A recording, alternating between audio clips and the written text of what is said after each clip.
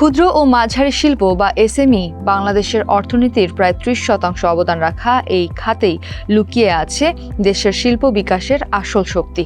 অথচ অভাবনীয় সম্ভাবনাময় এই খাতের একটি বড় অংশই সরাসরি যুক্ত হতে পারছে না আন্তর্জাতিক রপ্তানি বাজারে।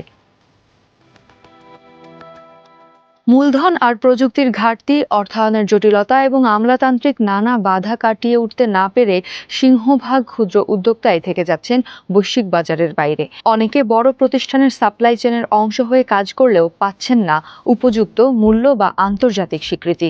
এসএমই ফাউন্ডেশনের তথ্য মতে দেশের মাত্র ৯% সিএমএসএমই উদ্যোক্তা সরাসরি ব্যাংক ঋণ পান এবং আরও ১৪% ক্ষুদ্র ঋণ প্রতিষ্ঠানের মাধ্যমে অর্থায়ন পেয়ে থাকেন। বাকি ৭৭%-এর ভাগ্যে জোটে না কোনো প্রাতিষ্ঠানিক সুবিধা। কিন্তু এই চিত্র এবার বদলাতে চলেছে। ২০৩০ সালের মধ্যে দেশের বার্ষিক রপ্তানি আয় $১০০ বিলিয়ন উন্নীত করার লক্ষ্যে এসএমই খাতকে সরাসরি রপ্তানি ব্যবস্থার সঙ্গে যুক্ত করার নতুন নীতিগত উদ্যোগ নিয়েছে সরকার।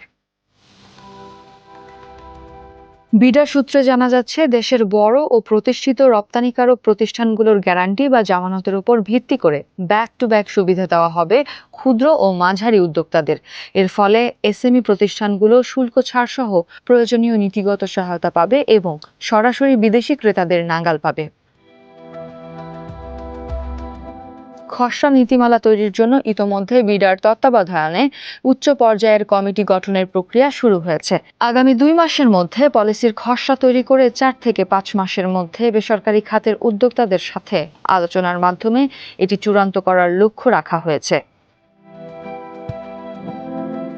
এসএমই উদ্যোক্তাদের এই নতুন সুযোগের জন্য প্রস্তুত করতে রফতানি প্রস্তুতি কর্মসূচির মতো বিশেষায়িত প্রশিক্ষণ ও ব্যবহারিক সহায়তার উদ্যোগও বাড়ানো হচ্ছে।